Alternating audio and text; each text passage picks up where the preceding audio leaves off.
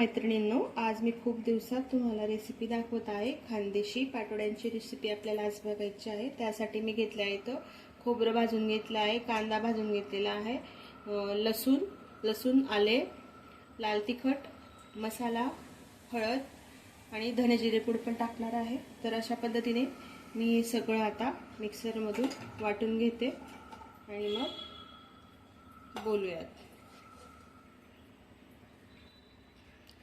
आता 2 ते 3 पळ्या तेल घालून घेते।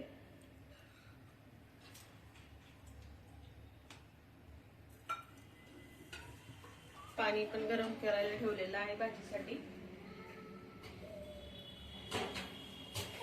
पातळ भाज्यांना किंवा ग्रेव्हीच्या भाज्यांना पाणी गरम करून टाकलं की भाज्यांची चव चांगली राहते किंवा चव एनहान्स व्हायला मदत होते। म्हणून नेहमी भाजी करताना गरम पाणीच वापरायचं।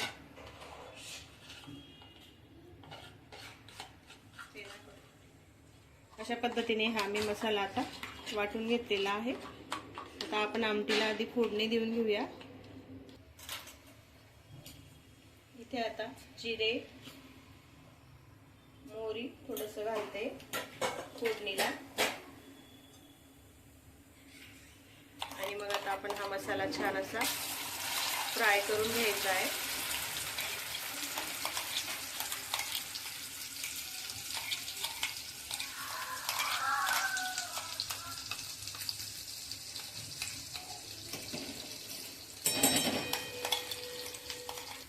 अशा पद्धतीने बघू शकताय मसाला छान भाजला गेलेला आहे। मसाला भाजलेला कसा कळतो? आजूबाजूने तेल सुटलेलं असलं की समजायचं आपला मसाला हा छान असा भाजला गेलेला आहे। तर आता आपण याच्यात पाणी घालूया। वास पण येतो भाजल्यावर मसाल्याचा छान असा।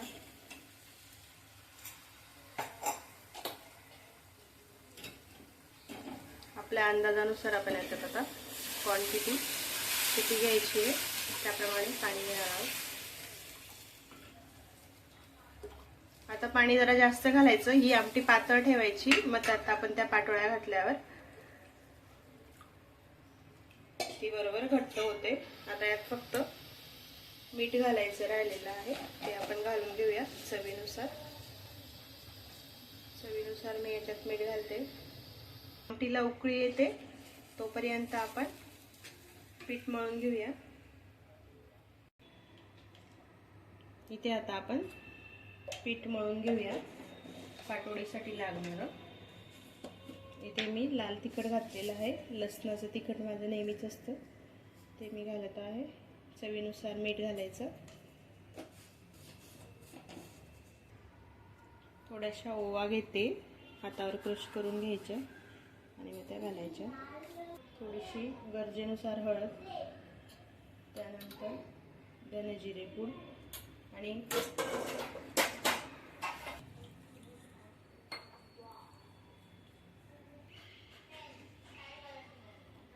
इथे आता आपल्याला बेसन पीठ घ्यायचं आहे। पीठ घेतलेलं आहे।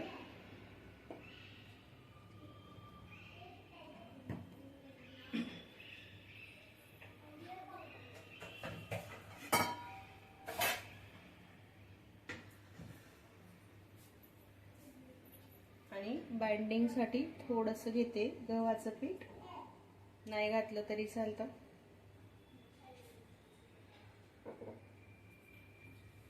अशा पद्धतीने आपण याचा गोळा मळून घ्यायचा आहे। कणकेचा करतो तसा, गव्हाच्या पिठाचा जसा गोळा मळून घ्यायचा आहे। अशा पद्धतीने आपला हा गोळा मळून झालेला आहे। याला आता थोडंसं तेल लावून घेते परत।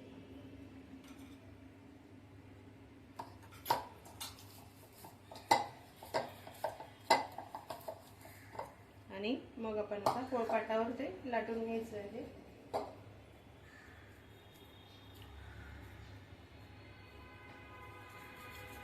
अशा पद्धतीने छोटा एक गोळा घेते।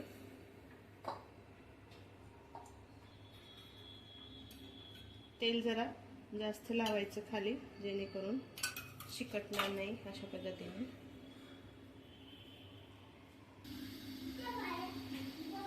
इथे आता आपण हे लाटून घ्यायचं आहे.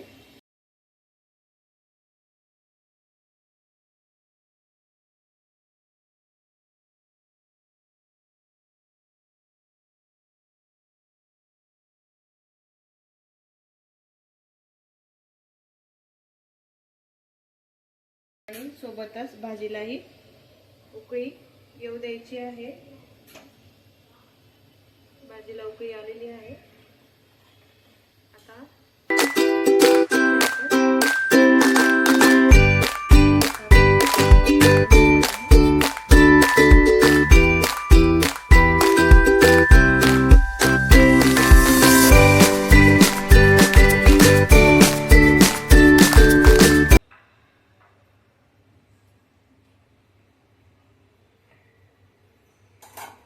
बघू शकताय अशा पद्धतीने आपल्या ह्या पाटोळ्या लाटून झालेल्या आहेत. आता उकळी आलेली आहे. आता आपण त्याच्यात एक एक करून अशा सोडायच्या आहेत.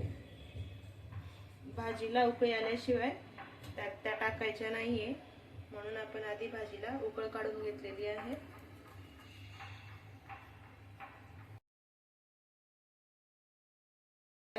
इथे बघा भाजीला छान अशी तरी आलेली आहे. आणि जोपर्यंत पाटोळ्या शिजत नाही 1-10 मिनिटं तिला शिजवून घ्यायची आहे.